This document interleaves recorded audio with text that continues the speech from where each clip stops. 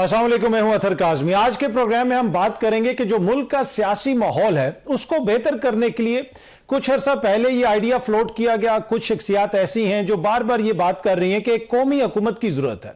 अगर कौमी हुकूमत बनेगी तो मामलात बेहतर हो सकते हैं, नए इंतखाबात करवाए जा सकते हैं। उस हवाले से गुफ्तगू करेंगे। उसके साथ साथ अगर आप पाकिस्तान के मसाइल को देखें तो एक बड़ा मसला ये है कि पैसा जाके सूबों में फंस जाता है, यानी जो सूबों के कैपिटल्स हैं वहां पर जाके फंस जाता है। क्या नए सूबे बनाने की जरूरत है या एक मजबूत बल्दियाती निजाम की जरूरत है, उस हवाले से भी गुफ्तगू करेंगे।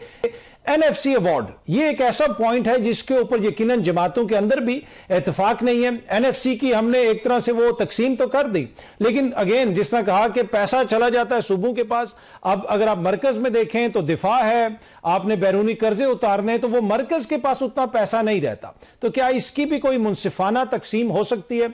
आज के प्रोग्राम में इस हवाले से भी गुफ्तगू करेंगे। इन सारे मामलात पे गुफ्तगू करने के लिए सियासतदान मोहम्मद अली दुरानी साहब ने हमें ज्वाइन किया। सर आपका बहुत बहुत शुक्रिया। सीनियर सहाफी अयाज खान साहब भी हमारे साथ हैं, सर आपका भी शुक्रिया। और सीनियर सहाफी नसरुल्लाह मलिक साहब ने भी हमें ज्वाइन किया। मलिक साहब आपका भी शुक्रिया।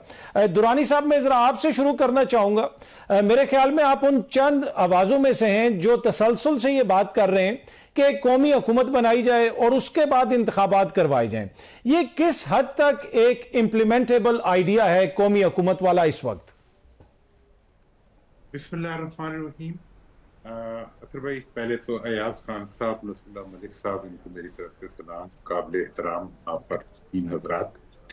मेरा तो जनाब जहाँ तक सवाल है कौमी हुकूमत वाला, अगर मुल्क में इंतखाबात कराने हो तो वो हर सूरत कौमी हुकूमत के ये ही हो सकते हैं आइन के मुताबिक। क्योंकि आज अगर वज़ीर आज़म असेंबली को डिसॉल्व कर दें तो एक कौमी हुकूमत, एक ऐसी हुकूमत बनानी पड़ेगी जिसको कौमी हुकूमत होना चाहिए, और उसके बाद ही नए इंतखाबात हो सकते हैं। इसलिए ये दोनों बातें जो हैं ये आपस में लाजिम व मंसूब है। बाकी मेरी नज़र में जो कौमी हुकूमत की इस वक्त ज़रूरत है वो इसलिए भी बढ़ जाती है कि आज का जो आपका निज़ाम है वो एक अदम तवाज़ुन और अदम एतमाद का शिकार है, पब्लिक की नज़र में, सियासतदानों की नज़र में, दुनिया भर की नज़र में। क्योंकि इस वक्त जो हुकूमत है और जो हुकूमती हैसियत है वो इंतहाई मुतनाज़िया है। उसको किसी फॉर्म के रस्ते से कह लें, इलेक्शन के पॉइंट ऑफ व्यू से कह लें, फिर इससे आगे बढ़ते हुए जो इस वक्त हुकूमत की परफॉर्मेंस है वो खुद एक इतना बड़ा सवालिया निशान है कि जिसने इस चीज के लिए अवाम के अंदर एक, जिसे कहते हैं, दबाव की वजह से एक खामोशी का होना या किसी तहरीक का ना चलना या अवाम का सड़कों पे ना आना। लेकिन अगर कभी अवाम की घुटी हुई आवाज सुने आप, उनकी मुंह से निकलती हुई सिसकियां सुने, उनकी गुर्बत में जो भीगी हुई उनकी सुबह शाम है उनको देखें, तो आपको पता चलेगा कि हुकूमत जो है वो मौजूद होते हुए भी उसकी हैसियत ऐसी ही है जैसे अवाम का कोई दुश्मन ग्रोह जो है वो अवाम से इंतकाम ले रहा हो इस बात का कि इस अवाम ने मुझे वोट नहीं दिया हुआ, मैं अपने जोर से आया हुआ हूँ, अब मुझे क्या जरूरत है कि मैं इस अवाम के लिए मैं करूं तो क्यों ना कर्जे लूं, तो क्यों ना अपने लिए लूं, मैं मुल्क की मईशत को संभालूं तो क्यों कर संभालूं, क्यों ना मैं अपनी जाती मईशत को संभालूं।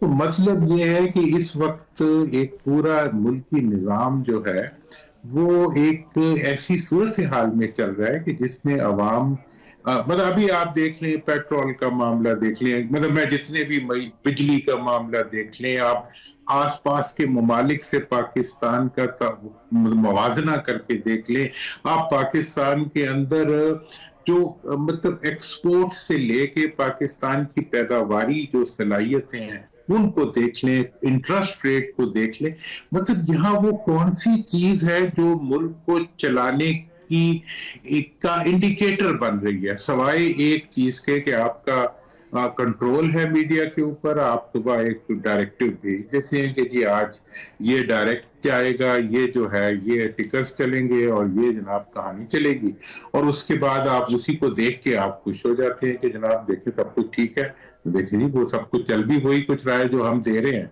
तो अवाम तो बड़े खुश हैं।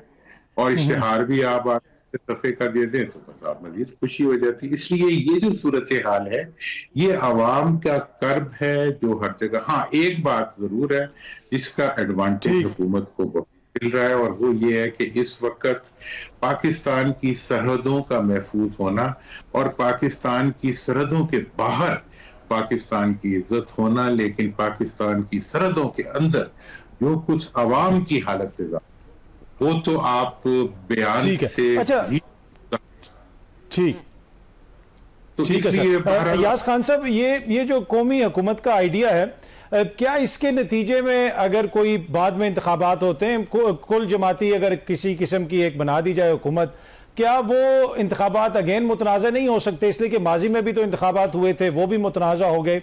तो ये रेसिपी है इस्तेहकाम लाने की, या इससे मजीद अदम इस्तेहकाम भी फैल सकता है? इसमें अतर मेरा सवाल ये है कि जो कौमी हुकूमत के लिए लोग आएंगे, क्या वो हम इंपोर्ट करेंगे कहीं से? वो को बड़े ज़बरदस्त कोई शानदार लोग होंगे जिनको आम आदमी के मसाइल का अदराक होगा, जिनको ये पता होगा कि यार हमने लोगों की मुश्किलात कम करनी है। देखिए, इस मुल्क में बदकिस्मती से अशराफिया की हुकूमत है। सारी पॉलिसीज़ अशराफिया के लिए बनती हैं। वो आपस में एक ऐसा इन्होंने वो सिस्टम बनाया हुआ है कि वो सबको उसका शेयर मिल जाता है। इसलिए यहाँ किसी ऐसे शख्स की ज़रूरत नहीं जो आके ये सिस्टम बर्बाद करे। आप अभी मिसाल देख लें ना, इंडिया में पंजाब की मिसाल देखें, तमिलनाडु की। आप कह रहे हैं ना कि वो वसाइल बहुत ज़्यादा सूबों के पास चले जाते हैं, तो क्या किसी सूबे की कोई ऐसी एफर्ट नज़र आई आपको कि वो 200 यूनिट आके बिजली फ्री कर देते हैं? वो जोसेफ विजय थलापति ने भी कर दी, उससे पहले पंजाब के भी वो कर चुके हुए हैं। नहीं, IMF से पैसे मिलते हैं, बड़े खुश होते हैं, जी ये कमाल हो गया, जी ये किस्त और आ गई, उस पर ज़ाहिर है भंगड़े बनते हैं इसलिए। और उसके बाद फिर होता क्या है कि इनके बैरूनी दौरे बढ़ जाते हैं, इनके लिए मराहत बढ़ जाती हैं। वो चेयरमैन सेनेट की आप तनख्वाह में 500% इजाफा कर दें, स्पीकर कर दें, अरकान असम्बली, हर चीज़। और एहसान सिर्फ हम पे ही होता है कि देखें वज़रा तनख्वाह नहीं ले रहे। मेरी ये रिक्वेस्ट है कि हुजूर एक तो वो बता दें कि तनख्वाह में कितने पैसे आपने बचा लिए जो अब तक आपके वज़ीरों वज़ीरों ने तनख्वाह नहीं ली, और उसके बाद जो मराहत दे रहे हैं उनका ज़रा एक कंपैरिजन तो हमारे सामने रख दें। हालत ये है इस वक्त गवर्नमेंट की, बिल्कुल वो जो दुरानी साहब बात कर रहे थे कि कराची की को निगलेक्ट पीपल्स पार्टी करती है, तो लोग कहते हैं कि चूंकि वोट कराची से नहीं मिलता पीपल्स पार्टी को, इसलिए वो निगलेक्ट करती है कि जी इन्होंने वोट तो हमें देना नहीं, क्या जरूरत है यहां पैसे खर्च करने की। इस गवर्नमेंट का भी हर इलेक्शन शायद इस मुल्क में मुतनाज़ा रहा। मे बी वो जो 70 का इलेक्शन कहते हैं बड़ा फेयर था, मुझे लगता है वो भी शायद मुतनाज़ा होगा। लेकिन जो 2024 में हुआ वो हमने कम से कम अपनी होश में किसी इलेक्शन में नहीं देखा। हाँ, ये जरूर होता था कि जी वो कोई इलेक्टेबल आ गया है, कोई 19-20 का फर्क है, वो निकाल दिया गया एंड पे वोटों में।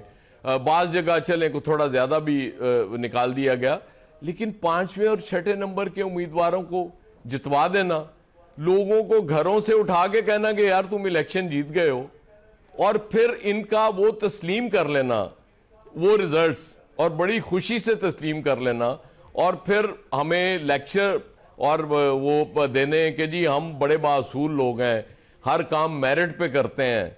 सिंपल बात है अतर, जब मेरे हुक्मरान ये कहते हैं ना हम किसी को करप्शन नहीं करने देंगे, तो मुझे लगता है वो कहते हैं किसी और का राइट नहीं है, ये सिर्फ हमारा राइट है कि हम जो भी करें, क्योंकि ये वो लोग हैं जो कौमी ख़जाने को अपनी ज़ाती जेब समझते हैं और ये समझते हैं कि हम जो चाहें खर्च करें।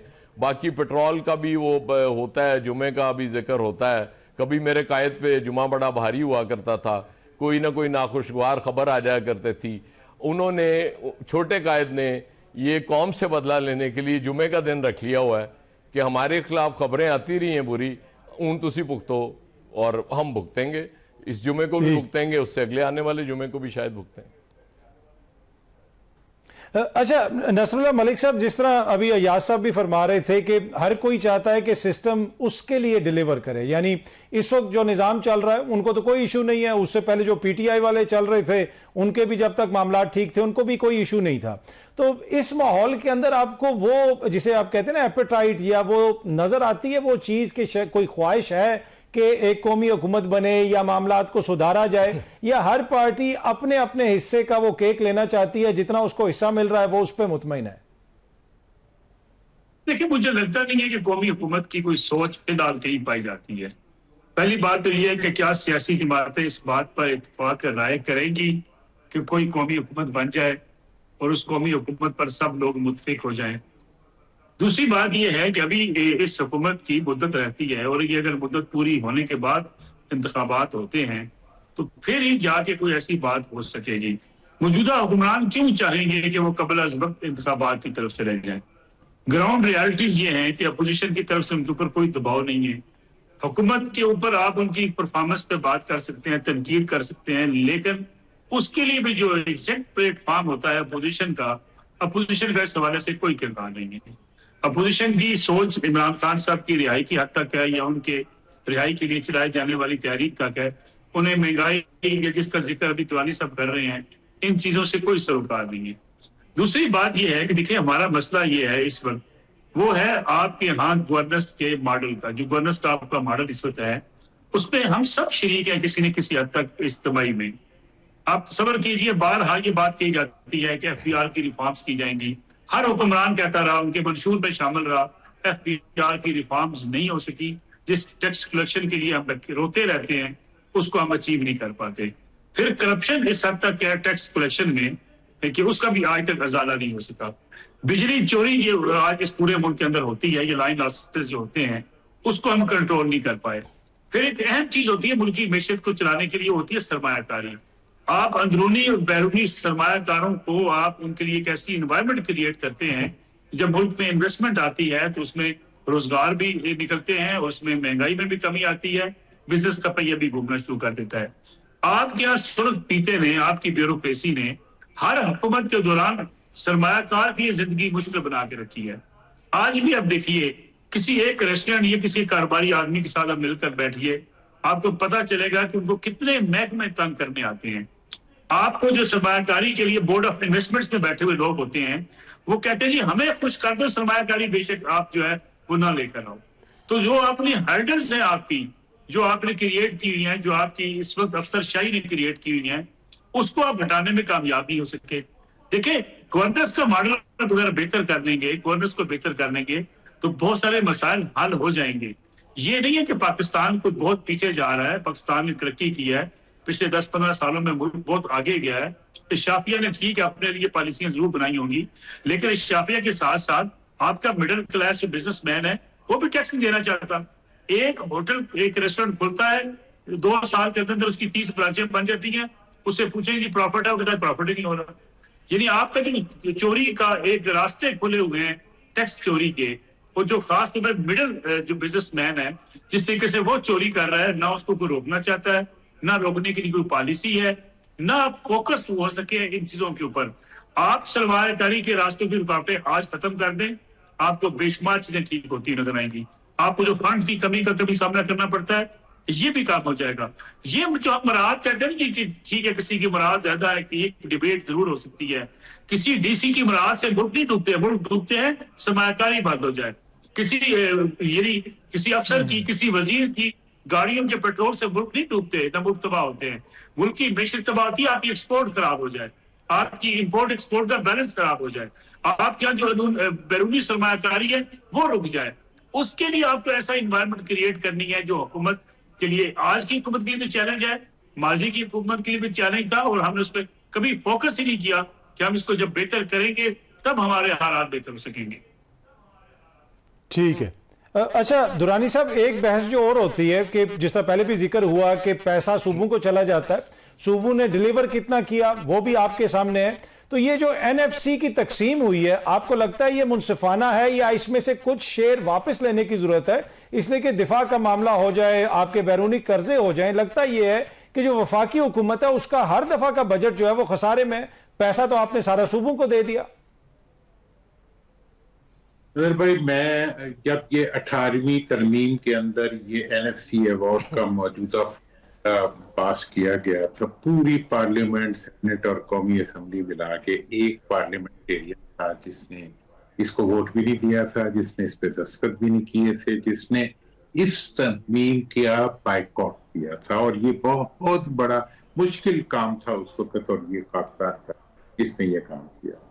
اور میرا مطالبہ اس وقت صرف سب سے پہلا ایک مطالبہ کہ یہ NFC ایوارڈ جو آپ اتنا بڑھا کے صوبوں کو دے رہے ہیں، تو اس کے ساتھ کم از کم ایک پابندی تو لگا دیں صوبوں کو کہ یہ پیسے جو ہیں یہ صوبوں کے پاس جانے کے بعد اسی فارمولے کے تحت صوبوں کے عوام تک جائیں، ضلعوں تک جائیں، تحصیلوں تک جائیں، لوکل باڈیز تک جائیں۔ لیکن یہ بات آج تک نہیں ہوئی، اور یہ بات میں ریکارڈ پہ کہنا چاہتا ہوں کہ کھربوں روپے اس وقت صوبوں کی کٹی میں جا چکے ہیں، بوریوں میں بھر کے چیف منسٹرز کے پاس پہنچا دیے جاتے ہیں، اور وہاں سے بوریوں میں ہی وہ لانچوں کے ذریعے ملک سے باہر چلے جاتے ہیں۔ اس پیسے کا آج تک کوئی حساب نہیں ہے۔ میں یہ بات بہت ہی چیلنج کر کے کہہ رہا ہوں، اگر کسی کے پاس حساب ہے کوئی بتا دے کہ NFC ایوارڈ کا پیسہ جو صوبوں کو گیا ہے وہ انہوں نے کہاں کہاں، کس کس ضلع اور کس کس تحصیل اور کس کس تعلقے میں لگا ہے۔ تو بنیادی بات یہ ہے کہ اچھا پھر یہ ہوتا ہے کہ اگر پیسہ عوام پہ لگے تو پھر اس کے نتیجے میں معیشت کا پہیہ چلتا ہے۔ اس وقت پاکستان کے اندر معیشت کا صرف ایک ہی پہیہ نہیں، چکا چل رہا ہے جو کہ قرضوں کا ہے۔ ہم قرضے لیتے ہیں اور قرضے خزانے میں آتے ہیں، اور خزانے کے بعد خزانہ برد ہو جاتے ہیں۔ ہمارا کاشتکار اگر آلو پیدا کر دے تو وہ رسوا ہو جاتا ہے، وہ گندم پیدا کر دے تو مطلب پاکستان کے اندر پروڈکشن، پاکستان کے اندر انویسٹمنٹ اور پاکستان کے اندر پیسہ پیدا کرنے والے ہر عمل کے راستے میں خود حکومت کھڑی ہوئی ہے۔ اور FPR کی بات کی نصر اللہ ولی صاحب نے، ہم نے بھی کی، بہت امپورٹنٹ بات ہے، لیکن بات یہ ہے کہ ٹیکس کون دے گا؟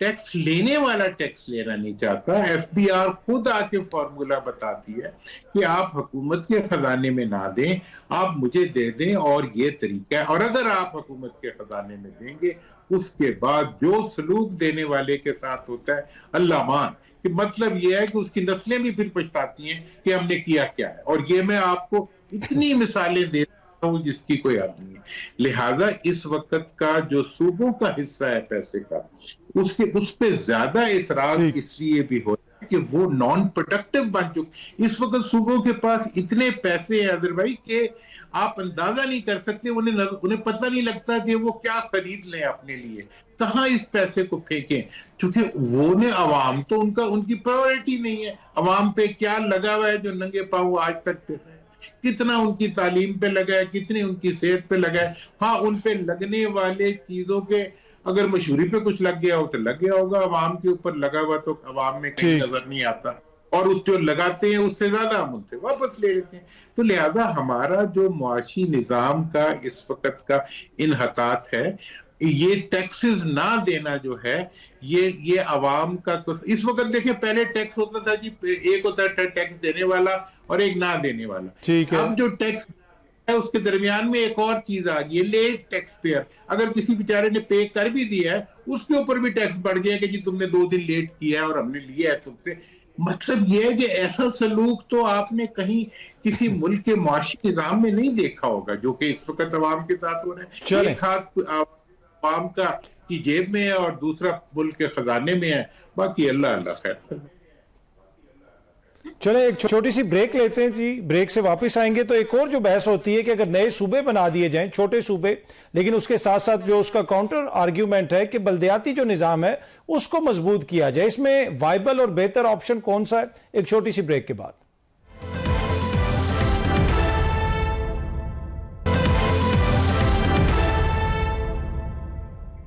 Welcome back. اچھا ایاز خان صاحب، یہ صوبوں کی جو صورتحال ہے وہ تو ہمارے سامنے ہے، کیا اس کا حل نئے صوبے ہیں؟ آپ کو لگتا ہے کہ نئے صوبے ہم بنائیں گے تو معاملات بہتر ہو سکتے ہیں؟ دیکھیں ایشو کیا رہا ہے اس ملک میں، جب بھی بلدیاتی سسٹم آیا وہ مارشل لاؤں کے دور میں آیا، جب کوئی ڈکٹیٹر اس ملک کا حکمران تھا، کیونکہ یہ وہی لوگ ہیں جو MPAs MNAs بنتے ہیں، یہ اپنے اختیارات نچلی سطح پہ کیوں منتقل کریں گے؟ صوبوں کی بات بہت ہوتی ہے، اس میں پھر رپڑ پڑ جاتے ہیں، جنہوں نے بنانے تھے بنا لیے۔ انڈیا نے دیکھ لیے نا پنجاب میں کتنے صوبے بنا لیے ایک پنجاب کے، تو وہ بننے ہوتے تو اب تک بن چکے ہوتے۔ یہ بلا وجہ ہمیں بحثوں میں الجھا دیا جاتا ہے کہ جی بس یہ صوبہ، اس کو یہ گولی دے دو، اس کو یہ گولی دے دو۔ مسئلہ یہ ہے کہ ملک صاحب نے بڑی اچھی بات کی ایکسپورٹس کے حوالے سے، امپورٹ ایکسپورٹس، اور اس کے بعد اس کی جو انویسٹمنٹ ہے۔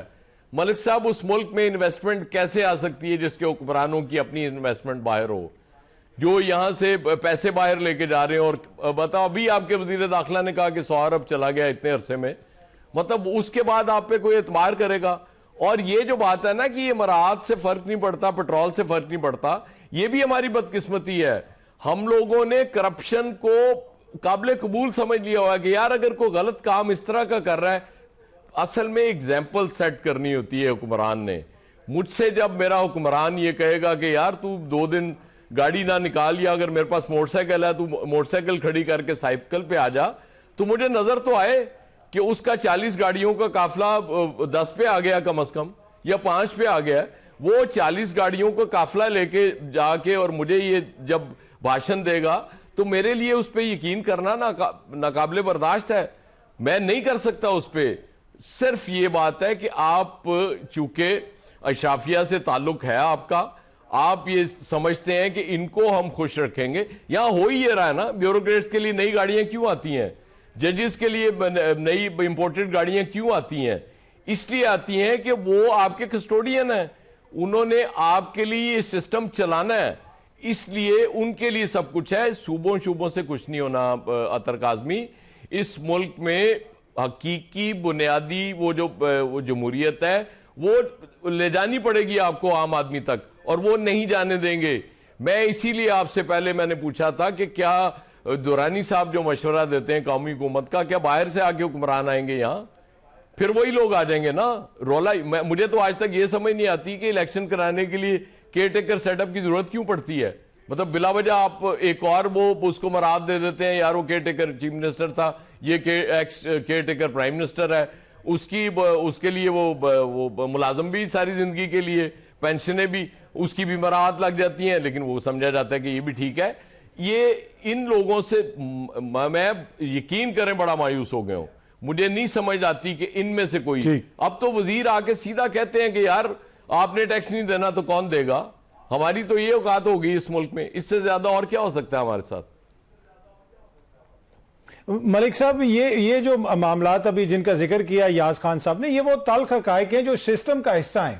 تو پھر یہ بحث ہوتی ہے کہ جب آپ سسٹم کو بہتر کرنے کی بات کرتے ہیں، باہر سے تو بندے آپ نہیں لے کے آئیں گے، آپ بلدیاتی انتخابات کروا دیں، آپ نئے صوبے بنا دیں، یہ نظام ٹھیک نہیں ہو سکتا۔ آپ کو بھی لگتا ہے کہ صورتحال اتنی پیسمسٹک ہے، یا آپ کے اندر ابھی بھی کوئی آپٹیمزم ہے کہ چیزیں بہتر ہو سکتی ہیں؟ دیکھیں، مایوسی تو نہیں ہونی چاہیے، لیکن بات یہ ہے کہ ہمارے ہاں ایچ آر کا فقدان ہے، اس میں کوئی دوسری رائے نہیں ہے۔ آپ کے ہاں پولیٹیکل لیڈرشپ میں کمزوریاں ہیں، کوتاہیاں ہیں، اور آپ کے ہاں ڈائریکشن لیس سم ٹائم آپ کی حکومتیں ہوتی ہیں۔ پھر ہمارے ہاں جو ہے خاص طور پہ اگر آپ دیکھیں، سیاسی جماعتیں جو ہیں وہ ڈیموکریٹک جماعتیں نہیں ہیں، وہ جن منشور کا اعلان کرتی ہیں اس منشور کے اوپر عمل درآمد نہیں کرتی۔ پھر آپ کا جو پارلیمانی نظام ہے، پورا سسٹم کا جو ہے وہ کافی حد تک جو ہے وہ اس وقت نااہل ہو چکا ہے۔ آپ تصور کیجئے کہ ہمارے ہاں جو ہے وہ پبلک اکاؤنٹس کمیٹی ہوتی ہیں آپ کی پارلیمنٹ کے اندر۔ پبلک اکاؤنٹس کمیٹی کا کام ہوتا ہے کہ حکومت کی جو کمزوریاں ہیں، یا حکومت نے اگر فنڈز کا غلط استعمال کیا ہے، جس کا ذکر درانی صاحب کر رہے تھے، تو یہ جو چیئرمین پبلک اکاؤنٹس کمیٹی ہوتا ہے، جس کا کام ہوتا ہے حکومت کے اوپر نگاہ رکھنا، ان کا کردار کیا رہا ہے آج تک ماضی میں؟ وہ کمپرومائز ہو جاتے ہیں۔ جس اپوزیشن کا کام ہوتا ہے کہ حکومت کی کمزوریوں کو، کوتاہیوں کو عوام کے سامنے لے کر آنا، وہ خود کمپرومائز ہوتے ہیں، وہ اپنے لیے گاڑی تلاش کر رہے ہوتے ہیں۔ اپوزیشن لیڈر اپنے لیے جو ہے وہ سہولیات تلاش کر رہا ہوتا ہے، اس سے یہ ہوتا ہے کہ میرا کمرہ اچھا ہو، میری گاڑی اچھی ہو، مجھے سہولیات مل جائیں۔ آپ تصور کیجئے، ایک خیبر پختونخوا کا میں ذکر کروں گا آپ کے سامنے، جس صوبے کے بارے میں کم از کم پچھلے 13-14 سال سے ریاست مدینہ کا دعویٰ کیا گیا، وہاں کی پبلک اکاؤنٹس کمیٹی ہوتی حکومت کے پاس ہے. یعنی یہ کیسی مثال ہے اس پارلیمانی نظام کے اندر کہ خیبر پختونخوا کی حکومت اور اپوزیشن نے یہ طے کر رکھا ہے کہ جو احتساب کا ادارہ ہوگا، جو احتساب کرے گا حکومت کا، یعنی پبلک اکاؤنٹس کمیٹی کا جو چیئرمین ہوگا وہ حکومتی بینچ سے ہوگا. یہی اے این پی کے زمانے میں تھا، یہی ایم ایم اے کے زمانے میں تھا، اور یہی پچھلے 3 حکومتوں میں عمران خان صاحب کی جماعت جو صاف چلی اور شفاف چلی کا نعرہ لے کر اس ملک میں سیاست کرتی ہے، جو اپنے آپ کو کہتے ہیں جی ہماری تحریک تو ہے، اس کی بنیاد ہی انصاف پر مبنی ہے، وہ کرپشن کا خاتمہ کرنا چاہتی ہے.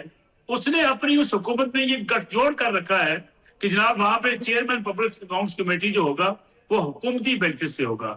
اس کا مطلب یہ ہے کہ آپ احتساب کا نظام نہیں چاہتے، اس کا مطلب یہ ہے کہ آپ کرپشن روکنا نہیں چاہتے. اچھا، اس میں ملک صاحب یہ جو سندھ میں بھی تو یہی صورتحال ہے، ادھر بھی تو وہ اپوزیشن کو نہیں بننے دیتے پبلک اکاؤنٹ کمیٹی کا چیئرمین.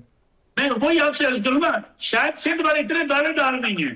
میں یہ بات کہوں تو بالکل وہاں پہ بھی ہونے چاہیے، لیکن جتنا جو ہے وہ اس ملک میں واضح رہی کرپشن کے خلاف، یعنی عمران خان صاحب کی مقبولیت کی بنیاد ہی یہ تھی کہ وہ کرپشن کا خاتمہ کرنا چاہتے ہیں. ان کی مقبولیت کی بنیاد ہی یہ تھی کہ وہ ان لوگوں کو جو اقتدار کے مزے لوٹتے رہے، یعنی جو الزامات لگتے رہے، ان کو اقتدار کی دوبارہ سیڑھیاں نہیں چڑھنے دیں گے. ان کی مقبولیت ہی یہ تھی کہ وہ لوٹا ہوا پیسہ واپس لے کر آئیں گے. قوم کو یہ خواب یہی دکھائے گئے تھے کہ وہ ڈیولپمنٹ کریں گے، وہ جو ہے اپنی ایسی حکومت ہوگی، ایسا گورننس کا ماڈل ہوگا. لیکن سوال یہ ہے کہ کیا اسی عمران خان صاحب کے پاس ماضی کی حکومتوں میں مسلسل اقتدار میں رہنے والے لوگ پارٹی کے مین عہدے لے کر آج وہ بیٹھے ہوئے ہیں. آپ تصور کیجیے، ایک صاحب تھے وہ جو اپوزیشن لیڈر تھے عمر ایوب صاحب، وہ تقریر فرما رہے تھے پاکستان تحریک انصاف کی طرف سے پارلیمنٹ میں کہ جناب اسپیکر، ماضی کی حکومتوں کی غلط پالیسیوں کا نتیجے کی وجہ سے یہ ملک تباہ برباد ہوا ہے. حالانکہ وہ پچھلی 3 مختلف سیاسی جماعتوں کے پلیٹ فارم سے منتخب ہو کر وفاقی وزیر بنے تھے. ٹھیک ہے. اچھا درانی صاحب، اب یہ نئے صوبے یا بلدیاتی انتخابات، آپ کیا سمجھتے ہیں کیا بہتر آپشن ہے؟ جناب دیکھیں، رسول اللہ ملک صاحب نے انٹرسٹنگ باتیں کی ہیں، ایاز خان صاحب نے بھی. بہرحال ہمارا تو یہ حال ہے کہ ہماری حکومتیں جو ہیں وہ ابھی تک لاہور کی پنکی سے لے کے کراچی کی پنکی کے درمیان ہی جو ہے پنگ پونگ ہو رہا ہے. مطلب ہم نے ایک ہی طرح کی حکومتیں دیکھی ہیں. آج واقعی پبلک اکاؤنٹس کمیٹی میں بھی جو کچھ ہو رہا ہے، حکومت میں جو کچھ ہو رہا ہے، اپوزیشن میں بھی وہی کچھ ہو رہا ہے. اب اس سے انکار نہیں کر رہا کہ اس وقت کا جو ہمارا نظام ہے، ہم اس کو جب بہت ہی مطلب بیس میں جا کے دیکھتے ہیں تو ہم کہتے ہیں چونکہ اگر فیئر اینڈ فری الیکشن ہو تو شاید عوام کی رائے کے اوپر وہ لوگ آ جائیں جو واقعی عوام کے لیے کچھ کریں. ابھی تو جو آتے ہیں انہیں سرٹینٹی ہوتی ہے کہ وہ آ گئے ہیں، انہیں یہ بھی پتہ ہوتا ہے کہ اسی روٹ سے ہم اگلی دفعہ بھی آ سکتے ہیں، اس لیے وہ عوام کی پرواہ نہیں کرتے. لیکن یہ ایک ڈیبیٹ ہے. آپ نے جو سوال کیا اس کے بارے میں یہ کہنا چاہوں گا کہ دیکھیں، صوبے، نئے صوبے، چھوٹے صوبے دنیا کا ایک کامیاب ماڈل ہے. دیکھیں، دنیا کی کوئی جمہوریت ایسی نہیں میں نے دیکھی، حتیٰ کہ نیم جمہوریت بھی نہیں دیکھی، حتیٰ کہ چائنا کا نظام بھی ایسا نہیں دیکھا جس میں لوکل باڈیز کا نظام ہے. مطلب ایون آپ مڈل ایسٹ کنٹریز میں چلے جائیں، وہاں بھی لوکل گورنمنٹس کا نظام ہے. امریکہ سے لے کے یورپ جہاں اتنی طاقتور بنیادی بڑی حکومتیں ہیں، اس کے باوجود جو لوکل فیصلے ہیں وہ لوکل سیلف گورنمنٹس کرتی ہیں. اور پاکستان وہ ملک ہے جس نے آئین بننے سے آج تک کبھی بھی ملک کے اندر بلدیاتی ادارے نہیں بننے دیے. اگر کبھی بنے بھی تو 2 سال سے زیادہ چلے نہیں ہیں. ان کی مدت ہی 4 اور 5 سال کے چکر میں بلدیاتی اداروں کی ٹانگ بھی کاٹ دیتے ہیں اور سر بھی کاٹ دیتے ہیں. میں سمجھتا ہوں کہ آپ اگر ایک فیصلہ کر لیں کہ ہم نے اس ملک کے عوام کو اس ملک کے اقتدار میں شریک کرنا ہے تو اس ملک کا مستقبل بدل سکتا ہے. لیکن آپ کے تمام فیصلے یہ ہیں کہ آپ نے ایک منتخب اشرافیہ کو، اب تو اشرافیہ بھی وہ کہتے ہیں، وہ ایک لفظ بڑھ گیا. اب تو اس وقت خاندانوں کی بات کریں، 2 یا 3 خاندان ہیں، انہوں نے ہی حکمرانی کرنی ہے اور ان کی حکمرانی سے ہی ملک چلنا ہے اور ان کے گرد ہی ملک نے گھومنا ہے. اب صورتحال میں آپ کیسے ملک کے اندر فلاح لائیں گے؟ اب مجھے تو ایسے لگتا ہے کہ ایسے موقع کے اوپر اسٹیبلشمنٹ کے لیے بڑے چیلنجز بن جاتے ہیں کہ جب بھی کوئی ہائیبریڈ حکومت بنتی ہے تو ہائیبریڈ حکومت جو ہے وہ اس کو اسٹیبلشمنٹ کو چکر دے کے انہی کے خلاف کام کر جاتی ہے. اب اس دفعہ دیکھتے ہیں کہ یحییٰ خان والا اسٹیبلشمنٹ کے ساتھ ضیاء الحق والا سلوک ہوتا ہے, مشرف والا سلوک ہوتا ہے, یا کوئی اور سلوک ہوتا ہے. ورنہ تو اب تک تو یہی چلا آ رہا ہے کہ سیاستدانوں کی عقل, فہم, فراست اور ان کا تجربہ جو ہے اور ان کا مال جو انہوں نے اپنے ساتھ اکٹھا کر لی ہے, انہیں کمپلیٹ ڈومینیشن دے دیتا ہے. اور اب تو وہ اتنے کارگر اور اتنے مطلب تجربہ کار ہو چکے ہیں کہ وہ ہر ادارے کی جڑوں میں سے انہوں نے اپنی کنیکشن جوڑ لیے ہوئے. لہٰذا اب عوام کے لیے بھی دعا کرنی چاہیے, ہمیں اپنے لیے بھی دعا کرنی چاہیے, اور ملک کے لیے بھی دعا کرنی چاہیے کہ کسی طرح ملک کی خیر کا کوئی راستہ. چھوٹی سی بریک لیتے ہیں جی, بریک سے واپس آئیں گے تو یہیں سے گفتگو کے سلسلے کو آگے بڑھائیں گے.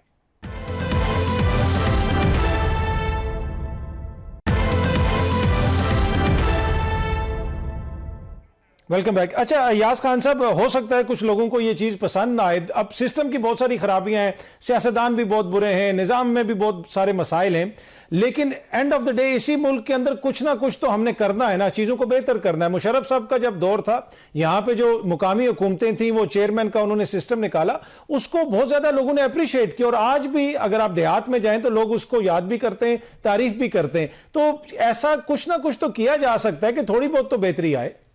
دیکھیں, وہ میں نے آپ سے پہلے عرض کیا کہ وہ کوئی مشرف ہی بنا سکتا ہے نا. یہ پولیٹیکل گورنمنٹس یہ سارے اس طرف آئیں گے نہیں کسی صورت بھی, ان کو سوٹ نہیں کرتا. ان کو آج بھی وہ اس کی سڑک کی, پل کی, نالی کی وہ سیاست کرنی ہے, سیوریج کی سیاست کرنی ہے, اور وہ ترقیاتی کاموں کے نام پہ ظاہر ہے جو ہو رہا ہوتا ہے اس ملک میں. ابھی کراچی میں ایک یونیورسٹی روڈ کا بڑا رفڑ پڑا ہوا ہے, وہ کہتے ہیں جی جنگ بند ہو جائے گی, یہ روڈ نہیں بننی. مطلب یہ اس ملک کے حالات ہیں کہ کوئی عام آدمی کے لیے کام کرنے کے لیے کوئی تیار نہیں ہے. بالکل میں شاید زیادہ مایوس ہو گیا ہوں. ملک صاحب ٹھیک کہہ رہے تھے کہ اتنی مایوسی ٹھیک نہیں ہے, تھوڑی سی کوئی امید بھی رکھنی چاہیے. لیکن امید مجھے کوئی نظر تو آ رہا ہو نا سامنے. وہ پہلے ایک اصطلاح آئی تھی فرینڈلی اپوزیشن کی, اب فرینڈلی گورنمنٹ ہے. مطلب وہ ظاہر ہے جو کہا جاتا ہے کہیں تو سٹینڈ لینا ہوتا ہے نا. جو دورانی صاحب وہ بات کر رہے ہیں کہ وہ دیکھیں کس والی ہوتی ہے. دورانی صاحب سیاستدان کو جہاں اسے لگتا ہے کہ یہ چیز ٹھیک نہیں ہے ملک کے لیے, یا یہ عام آدمی کے لیے ٹھیک نہیں ہے, وہاں وہ سٹینڈ لینا ہوتا ہے اس کو, یا ہر بات پہ کہنا ہوتا ہے یس باس, یس سر, جو آپ نے کہہ دیا ہم کر دیں گے. اس طرح سے سسٹم نہیں چلا کرتے دورانی صاحب. کہیں تو پولیٹیشین ظاہر ہے ان میں تجربہ بھی زیادہ ہوتا ہے, ویژن بھی, اور یہ تو خیر ہمیں بتایا ہی گیا تھا نا کہ ان سے زیادہ تجربہ کار تو ہے ہی کوئی نہیں. یہ آگے پتہ نہیں دودھ اور شہد کی نہریں بہا دیں گے. وہ عمران خان تو چلے, اس کا تجربہ کوئی نہیں تھا, لیکن اب میرا خیال تجربہ کافی ہو گیا نا. وہ جو الزامات ان پہ تھے اس پہ بھی ہیں, اب شاید وہ قابل قبول بھی ہو جائے نیکسٹ پرائم منسٹر بننے کے لیے. تو یہ اس ملک میں تو یہی ہوتا رہا ہے. اور جی ملک صاحب, آپ سمجھتے ہیں کہ ابھی بھی گنجائش ہے کہ بلدیاتی نظام لایا جائے, چیزوں کو بہتر کیا جائے؟ اور شاید آپ کو اچھا نہ لگے, لیکن ہمیشہ جو جمہوری حکومتیں سو کالڈ, انہوں نے یہ جو بنیادی حکومتیں اس کی مخالفت کی, اور یہ اپنے علاقے میں, اپنے حلقے میں ایم این اے, ایم پی اے جو ہے یہ ڈکٹیٹر بن کے بیٹھ جاتے ہیں. حکومتیں یہ چاہتی نہیں ہے کہ بلدیاتی نظام مضبوط ہو. وہ اختیارات کو اپنی حد تک محدود رکھنا چاہتے ہیں. وہ سمجھتے ہیں اگر بلدیاتی ادارے مضبوط ہو جائیں گے تو ان کی جو اتھارٹی ہے, ہمارے یہاں سیاست کس لیے جاتی ہے؟ روب کے لیے, دبدبے کے لیے, شان و شوکت کے لیے, اور اپنے کاروبار کو بڑھانے کے لیے. ہمارے یہاں سیاست ایک کاروبار کی شکل میں لوگ اڈاپٹ کرتے ہیں. سیاست خدمت کا نعرہ محض نعرہ ہوتا ہے. اس لیے میں سمجھتا ہوں کہ بلدیاتی ادارے تو کسی سیاسی جماعت کی ترجیح کبھی نہیں رہی. اور جو دعوے دار ہوئے کرتے تھے, کبھی پی ایم ایل این دعوے دار ہوا کرتی تھی, اسے بھی بلدیاتی انتخابات نہیں چاہیے. عمران خان صاحب بہت دعوے دار تھے, لیکن انہوں نے پنجاب کے بلدیاتی ادارے توڑ دیے تھے ایگزیکٹو آرڈر سے, کہ ان کے مخالفین جو ہے بلدیاتی اداروں میں بیٹھے ہوئے ہیں. مسئلہ یہ ہے کہ اصل جو چیز جس کا ہم بار بار ذکر کر رہے ہیں کہ کیا بہتری ہو سکتی ہے, میں تھوڑا سا پر امید اس لیے ہوں. دیکھیں اطہر کاظمی صاحب, آپ بات کر رہے ہیں, दुरानी साहब बात कर रहे हैं, एयाज खान साहब बात कर रहे हैं, सोसाइटी के अंदर से आवाजें उठती हैं, हुकूमत के ऊपर तनकीद होती है, हुकूमत को एक आईना दिखाया जाता है, ये आवाजें उठती रहेंगी, बात होती रहेगी, डायलॉग होता रहेगा, तो हम की ना की बेहतरी की तरफ जाएंगे। इंफ्रास्ट्रक्चर वाइज अगर देखें, एयाज खान साहब लाहौर में साल से मुकीम है, मुल्क के एक जय्यद जर्नलिस्ट हैं, उन्होंने इस लाहौर को बनते हुए देखा होगा कि आज से 20 साल पहले का लाहौर क्या था, पंजाब क्या था, आज पंजाब क्या है। हम बहुत सारी चीजों में आगे भी गए हैं, हमने बहुत सारी चीजों में तरक्की भी की है, बेहतरी की तरफ भी गए हैं, लेकिन जहां जहां खराबियां हैं उसकी निशानदेही सब लोग कर रहे हैं। और यही काम है दुरानी साहब जैसे लोगों का, एयाज खान साहब जैसे लोगों का, कि वो इनकी निशानदेही करें ताकि हम बेहतरी की तरफ जा सकें। आप तीनों शख्सियात का बहुत बहुत शुक्रिया जी। यहाँ पे एक छोटी सी ब्रेक लेते हैं, ब्रेक से वापस आएंगे तो गुफ्तगू के सिलसिले को आगे बढ़ाएंगे।